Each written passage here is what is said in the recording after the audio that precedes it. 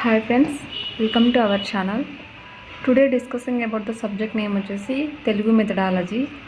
తెలుగు మెథడాలజీలో one of the most important topic అయినటువంటి భాషా సమాజం అనే టాపిక్ అయితే మనం ప్రీవియస్ వీడియోస్లో తెలుసుకున్నాం. ఇప్పుడు వచ్చేసి దానికి సంబంధించి భాషా ప్రత్యేక లక్షణాలు అనే టాపిక్ సంబంధించి కంటెంట్ అయితే ఈ వీడియోలో తెలుసుకుందాం. ఇక్కడ వచ్చేసి మనకు భాషా ప్రత్యేక లక్షణాలు అనే టాపిక్ సంబంధించి కొంత ఇన్ఫర్మేషన్ అయితే ఉందండి. దాన్ని అయితే మనం ఇప్పుడు తెలుసుకుందాం. ఎవరైతే మన ఛానల్ని ఫస్ట్ టైం చూస్తున్నారో వారంతా కూడా తప్పకుండా సబ్స్క్రైబ్ అయితే చేసుకోండి. ఈ యొక్క వీడియోస్ యూస్ఫుల్ అనిపిస్తున్నాయి, ఇంకా కావాలనిపిస్తే మెసేజ్ చేయండి, కంటిన్యూ చేయండి అని నేను తప్పకుండా అయితే చేస్తాను. ఈ కంటెంట్ అయితే మీరు చదవండి, చదివిన అంశాలన్నీ నోట్ చేసుకోండి. ఆ విధంగా మీకైతే బాగా గుర్తుంటాయి. నేను ప్రతి అంశాన్ని చదవడం వల్ల నేను చదివినట్టు ఉంటుంది తప్ప కొత్తగా ఏముండదు. సో మీరు అన్నీ చదివి నేర్చుకోండి. ఇక్కడ నేనైతే అండర్లైన్ చేసిన టాపిక్స్ వచ్చేసి మనకు గుర్తుపెట్టుకోవడానికి ఒక కీ పాయింట్ ఉన్నవి మాత్రమే నేనైతే అండర్లైన్ చేస్తున్నాను. అవన్నీ కూడా చదువుకోండి. ఇక్కడ ప్రత్యేకత అనే టాపిక్ చూసినట్టయితే ప్రేరణ ప్రతిక్రియల మధ్య సహజ సంబంధం లేకపోవడం అనేది చాలా ఇంపార్టెంట్ అనమాట. ఇది ప్రత్యేకత అనేది బాగా నేర్చుకోండి. అనేక భాషలకు సంబంధించిన వ్యక్తులు గుంపుగా కూర్చొని ఉన్నప్పుడు భోజనమైంది తిందురు రండి అని పిలిచినప్పుడు కేవలం తెలుగువారు మాత్రమే లేచి వెళ్ళడం అనేది ఒక ప్రత్యేకత. ఇంకోటి వచ్చేసి ఇంపార్టెంట్ ప్రేరణ దూరత డిస్ప్లేస్మెంట్. మానవుడు ఒకే కాలంలో వర్తమాన భూత భవిష్యత్ కాలాలను మాట్లాడటం ప్రేరణ దూరత. ఇది మనకి ఇంగ్లీష్లో కూడా వస్తాయి. ఇంగ్లీష్ మీనింగ్స్ తెలుసుకున్నట్టయితే ఈ కల్చరల్ ట్రాన్స్మిషన్ కూడా మనకి ఇంగ్లీష్ మెథడాలజీలో వస్తాయి. ఇక్కడ వచ్చేసి సృజనాత్మకత అండి 8th, అక్కడ స్పెల్లింగ్ మిస్టేక్ ఉంది. ఇవన్నీ అయితే మీరు చదివి ప్రతి అంశాన్ని కూడా గుర్తుపెట్టుకోవడానికి ట్రై చేయండి. ప్రతి అంశాన్ని కూడా క్షుణ్ణంగా చదవండి. డిఎస్సి అంటేనే ప్రతి అంశాన్ని బాగా క్షుణ్ణంగా చదివి అర్థం చేసుకోవడం. ఈ విధంగా స్క్రోల్ అవుతుంటుంది. ఆ అంశాన్ని కూడా మీరు చదవండి.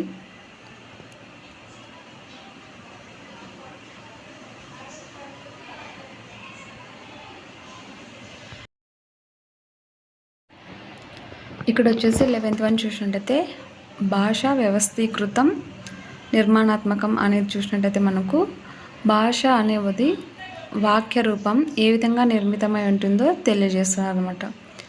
తెలుగులో ఏ విధంగా నిర్మించబడి ఉంటుంది, ఆంగ్లంలో ఏ విధంగా నిర్మించబడి ఉంటుందో మనకి ఇక్కడ తెలుపుతున్నారనమాట. ఇది ఇక్కడ వచ్చేసి చాలా ఇంపార్టెంట్. అన్నీ కూడా చదివి ఉండండి. ఎగ్జామ్లో ఇచ్చిన 4 ఆప్షన్స్లో మనకు ప్రతి అంశం తెలిసినట్టయితే ఎలిమినేషన్ మెథడ్ ద్వారా మనం వాటిని సరైన సమాధానాన్ని ఎంచుకోవడానికి అవకాశం అయితే ఉంటుంది. చదవండి, ప్రతి అంశాన్ని చదవండి. మీకు అక్కడ పోయిన తర్వాత గుర్తొస్తుంది అనమాట. ప్రతి అంశాన్ని గుర్తొస్తుంది. ఐడెంటిఫై చే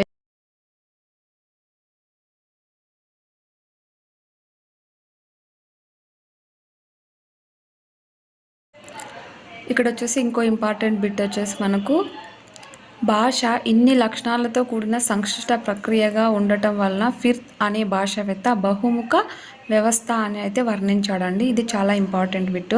నేను ఏవైతే అండర్లైన్ చేసి ఉన్నానో అవన్నీ కూడా చాలా ఇంపార్టెంట్ అని అర్థం. ప్రపంచంలో మాట్లాడే భాషలు సుమారు 7,000 వరకు ఉన్నాయి.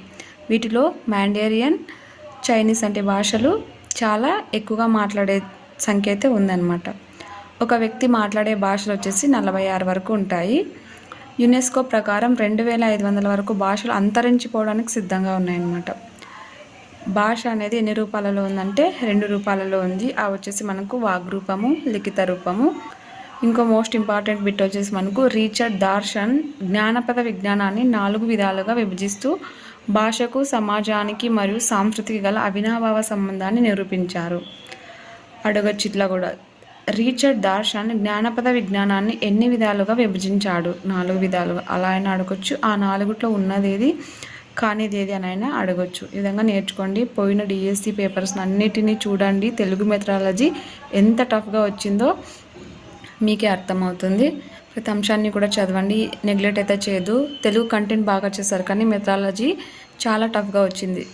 నెక్స్ట్ ఎగ్జామ్లో టఫ్గా వచ్చినా కూడా మనం చేయగలిగే విధంగా ప్రిపేర్ అవ్వాలి. ప్రతి అంశాన్ని కూడా చూసి నేర్చుకోండి.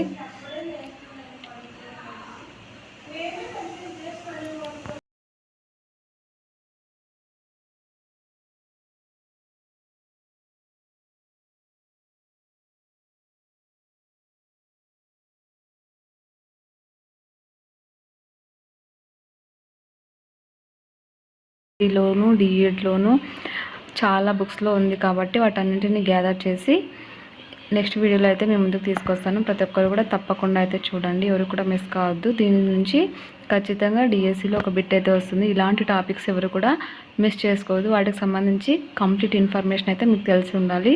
ఎందుకంటే అన్నీ చాలా చదివే బదులు ఒక బిట్ కన్ఫామ్గా వచ్చే వాటి గురించి సంపూర్ణ సమాచారం అయితే తెలిసి ఉండాలని నా యొక్క అభిప్రాయం. ప్రతి ఒక్కరు కూడా నెక్స్ట్ వీడియో కోసం చేయండి అని అయితే ఒక కామెంట్ అయితే చేయండి. నేను తప్పకుండా భాషోత్పత్తి వాదాలని టాపిక్ అయితే చేస్తాను. ప్రతి ఒక్కరు కూడా సబ్స్క్రైబ్ అయితే చేసుకోండి. ధన్యవాదాలు.